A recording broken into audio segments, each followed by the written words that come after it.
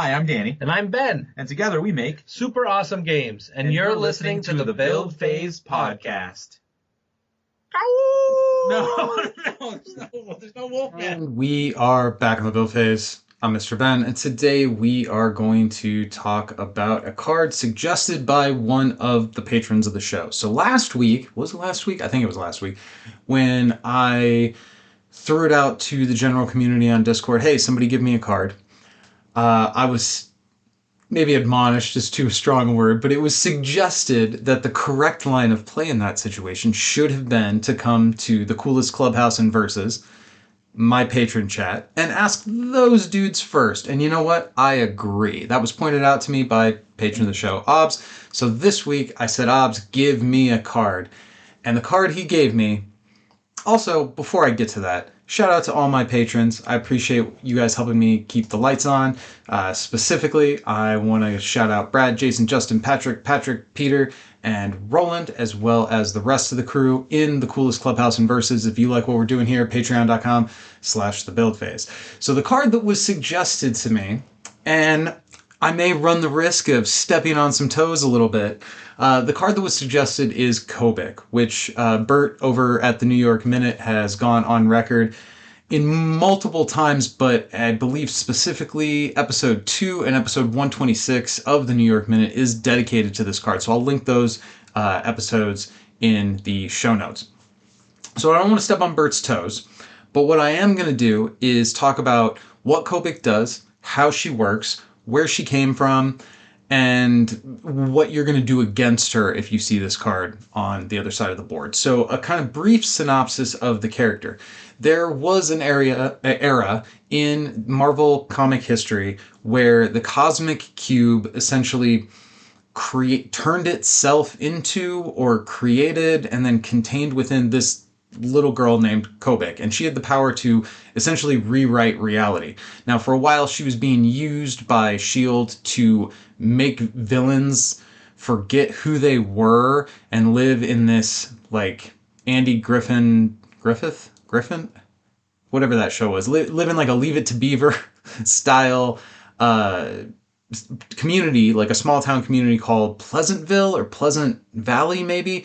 And this was all an illusion that was put into place through, I think Maria Hill was the one in charge of S.H.I.E.L.D. at the time, and she was manipulating the Cosmic Cube, using the Cosmic Cube and using Kobik to kind of keep all these villains in a super prison where they weren't immediately plotting to break out again right away. There were some negative consequences to Kobik's behavior within the Marvel storyline, but I'm not going to get into Hail Hydra. Anyway, this is represented in Versus through a promo card that is only available as a one-of within copies of S.H.I.E.L.D. vs. Hydra and only first printings. Now, we have since found out that I don't think any set of Versus has gone back for a second printing, and there's only a handful that they were so low on that they kind of warned us, hey, we're running out of these. And S.H.I.E.L.D. vs. Hydra is not one of those expansions. So this is still readily available, but it is worth pointing out that this is a one-of-a-kind card, and if the game lasts to the point where they ever do go back and do a reprint, you're not going to be getting Kobik within the box. So, what does Kobik do? Well, Kobik is a supporting character, and she is a 4-cost 1/1/1, which is really, really bad. 1/1/1 is not good stats. Full stop. There's no defending that stat line. What she does, however, makes the idea of investing for recruit points into such an atrocious stat line seem like it might be worth doing. And that is, she's one of a kind, I think I mentioned, and her power is reshape history. Enemy characters lose and cannot gain team affiliations. So first off, you have to be able to protect her. If you're going to invest 4 recruit points into this character and your board is porous, if your opponent is showing flyers, you don't have any flyers, unless you're trying to use her like Cosmo to push an attack through that otherwise wouldn't be able to get through. But she costs 4. Cosmo costs 1. So you have to kind of factor that in. She is expensive enough that this is not the kind of card that I think you want to throw down. I mean, sure, if the situation is it's the end of the game and you know your opponent is, say, on defenders, and their only plot twist that they have is super senses, and the difference between you putting the last wound on their main character or not being able to do that is turning off super senses. In that specific circumstance, playing her out with the intent of only needing her for one turn is totally fine. But that's a pretty narrow circumstance. Generally speaking, I think if you're going to invest as many as 4 recruit points in a character, you're going to want to be able to get more value out of her. So how are you going to protect her? Well, she's obviously very, very vulnerable. So I think you need to have characters like Herbie or Danger, or more generally speaking, Flyers in the front row that can get in the way and make it really hard for your opponent to actually punch through and get to Kobik herself. Because there's one drops that are going to be able to stun her pretty easily. When the format used to be rotten with like Primeval, you could always count on your opponent having a stealth way to get to the back row. Flyers are not going to protect you against stealth. Other cards that have been really popular at various times throughout Versus history, stuff like Wasp, the ability to throw a -1 counter on Kobik as soon as she comes into play, can just get rid of her. So the other thing you might want to think about is if you're going to invest in this character, this is the kind of character where a might makes right play, kind of like with Senator Kelly. You put those counters on not because you want to increase their combat efficacy necessarily, but because you want to make them harder to hit. And Kobik could be that kind of character where you play her out and then you invest cards, like you build your deck around having the ability to invest cards in protecting her. So she's going to like Shock to the Systems. She's going to like big defensive buff plot twists, things that mess with your... In Good Hands would be a card that she would absolutely adore, except she does not have a team affiliation. So you're not going to be able to...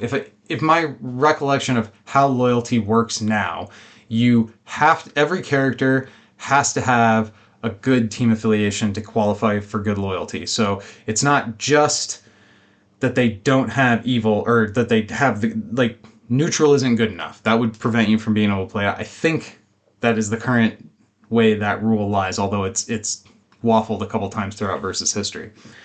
So you can kind of get punished for playing Kobik. So let's think about this from the perspective of somebody who's putting this card into your deck. You need your opponent to care about team affiliations. Like, if they don't care, then she's a do-nothing 1/1 stat block, which is Garbaggio. So it's not just the plot twist, though. That is one aspect of what she does, is she could turn off your ability to throw down whatever that team-stamped version of Shock to the System is that the anti-registration team has. But she also turns off characters' ability to use wildcard locations. Because again, they're losing and cannot gain team affiliations. So if your opponent's all set up to do whatever it is that their deck does, like let's say Pro Registration Ms. Marvel is a character that's been popular as of late. If she's all set up with her wildcard locations in her row, you drop Kobik, all of a sudden she doesn't have access to those blues that she thought she had. That kind of thing can backbreak some decks. There's so many decks. It's not all, of course. There are decks that are more resilient, but there's a fair number of decks that have certain key turns where, all right, on this turn, I need to be able to activate this superpower, or I need to be able to play this plot twist.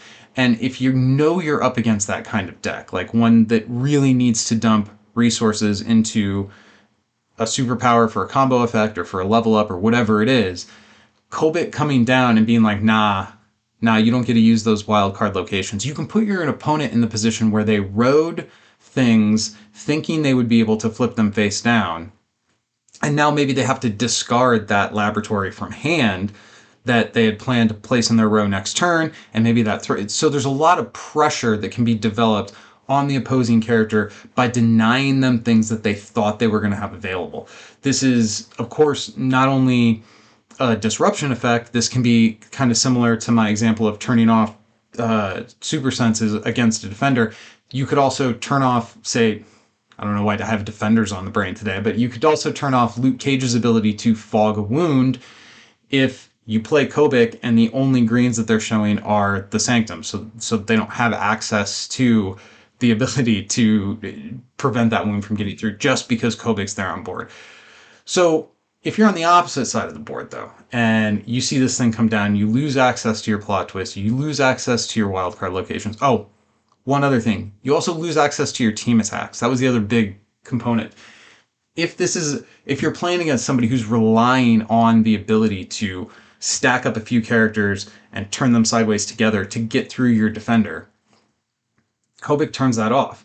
So if you've got, say, Rogue in the front row, she's a big buff flyer, and she gets even bigger every time somebody attacks her, and she shrinks the other person every time they attack her. Well, now all of a sudden they don't have team attacking as an option, other than like, what is it, Ironheart or something? I think there's a few ways in the game that you can get around that. But generally speaking, if you don't have team affiliations, you can't team attack.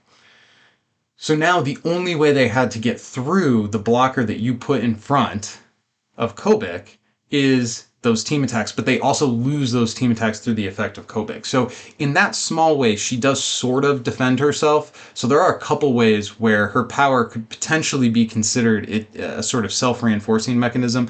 But generally speaking, I don't think you can rely on that. I think if you're going to field Kobik because you want her effect, if this is turn 4, that's your whole turn, essentially. And even on turn like 6 or 7, 4 recruit points is a lot. So again, I think you really want to be set up in such a way that when you're putting this card on the board, you can protect the investment, because it is a big investment, in my opinion. Generally speaking, I think any tech card that costs 4 or more is a big investment. So now let's flip it around to the other side. If you are on the other side and you want to get rid of this annoying Kobik that came down and is screwing up all of your team affiliated related plans, what are some things that you can do? Well, the biggest obvious one that you want to go to is abilities that don't have to have any kind of team affiliation, anything, to activate them. So I'm talking about keywords. There are, of course, superpowers in the game that you pay a resource and then you can put -1 counters on opposing characters, and it only takes one -1 counter to stun Kobik. Let's keep that in mind. She is a 1/1/1, so she's very easy to get to, even if you don't have the ability to fly over something. Now, just straight up combat, declaring an attack on her is probably going to go through unless your opponent has some pretty significant tricks. I mean, there's 1-drops that shock to the system isn't going to bail Kobik out of the attack. So you need to, or you don't need to, but these are the kinds of things that you want to be thinking about in terms of countering this card. You're not going to be able to rely on plot twists like Fair and Balanced or anything else that has a team stamp. And in fact, I believe the only generic plot twist in the game would be Latent Mutation, and that's going to also require you to pay a blue as well. So if you don't have the blue non-wild card, like a basic blue, to pair with that Latent Mutation, you're going to have a hard time getting that through to that Kobik. But in terms of reach, Latent Mutation absolutely reaches her. It feels a little bad to use a whole plot twist to stun one character, but that may very well be the only thing you can do to get out of the situation. I mentioned Wasp before.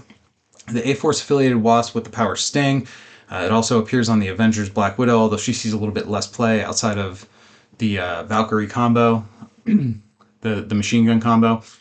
So any character that lets you throw a -1 counter anywhere you want to, or does something like even more annoying, hitting a whole row, like the new 2-drop Storm from, I believe it's Anti-Registration. Yeah, Anti-Registration Storm. 1/3 of the Lone Gunman package. Boomerang is a card that sees a ton of play anyway because it's just generally good, and it's like such a clean counter to Kobik, right? Like, you invest 4 recruit points in Kobik. Oh no, you messed me up. I invest 4 recruit points in Boomerang. I don't even have to use his -1 counter to clear up Kobik. I could just fly over with my 2/4 stat line. We paid the same. I have a 2/4/1 with all these powers. But I think that's kind of a credit to how powerful Kobik actually is. Turning off your opponent's team affiliations when they are not ready for it is actually really, really strong. In my opinion, where the card kind of falls down a little bit is it's just not that hard to reach out and touch her.